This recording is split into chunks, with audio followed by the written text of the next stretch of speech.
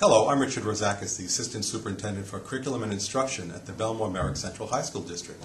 I would like to talk to you for a few minutes about understanding by design. Understanding by design is an approach to teaching and learning that helps students make connections with big ideas to the real world so that their learning becomes deep and meaningful. I recently met with the chairpeople of the district to talk about understanding by design. I think that balance would be an excellent big idea to use with freshmen. In middle school, they do a lot with social, emotional learning that has to do with the balance in their lives. They talk about their schoolwork, sports, clubs, leisure activities, and begin to get a sense of creating calendars and using time well. And there's also something that works well with ninth graders is the sense of fairness, fairness being a form of balance and things being measured as fair or not being fair. Well, in ninth grade in earth science, we talk a lot about balance and equilibrium. And we talk about in nature things tend to be in a balance or in an equilibrium, and then what can change that equilibrium, whether it's a static or a dynamic balance, whether things are always changing, therefore seeming to stay the same, or whether things are in fact balanced and even. And we talk about that a lot throughout all of science, not just ninth grade, but throughout all 4 years in science. And in math, when students learn how to solve equations for the first time, they talk about the idea of balancing both sides. And we actually model it using a scale balance. They know that if they add 5 to one side, they have to add 5 to the other side. If they divide by one side, they have to divide by the other side. To always maintain balance in order to be successful.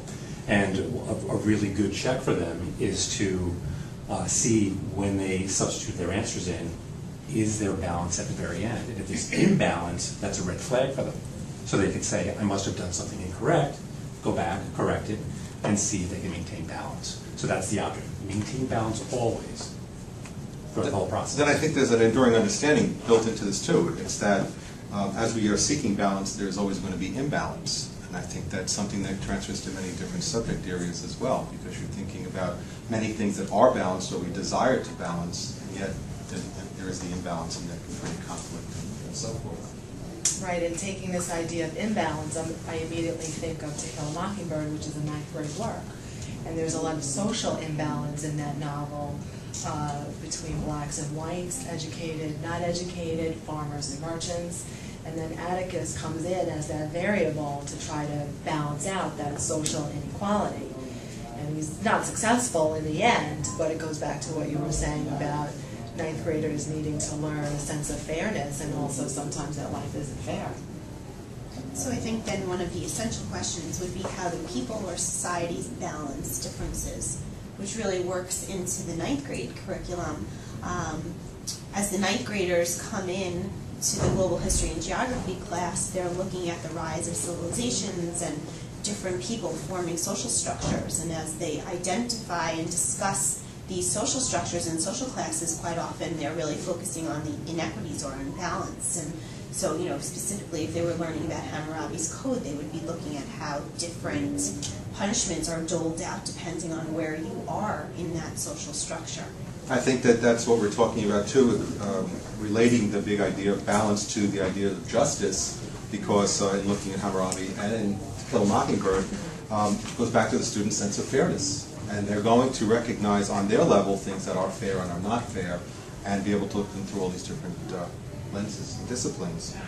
I was talking to the art and music people, and they said, of course, there's so many ways that in studio art or in an orchestra or a band or a chorus that there's going to be harmony and melody, which have to balance, and there's light and shade that have to balance, and so on. So I see this kind of moving throughout all the disciplines in the ninth grade, as well as transcending the grades.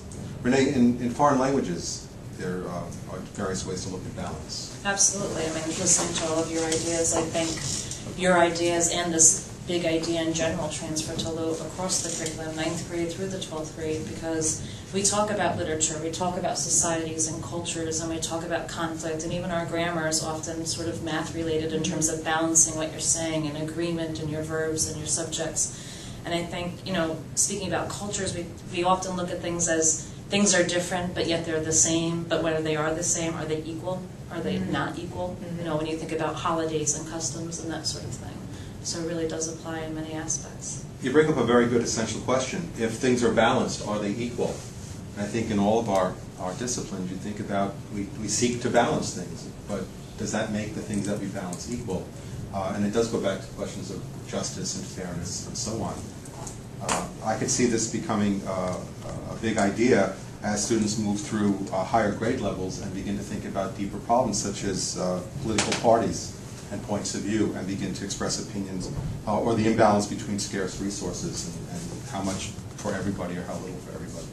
So I think all of this works very well in integrating balance as one of the main big ideas for ninth grade curriculum. As we look forward to 2020 and beyond, we think about the 21st century learners, our students right now, and we think about how we're going to best prepare them for the global workplace. We think that with Understanding by Design, our students are going to be the greatest competitors in the marketplace as problem solvers, critical thinkers, and innovators.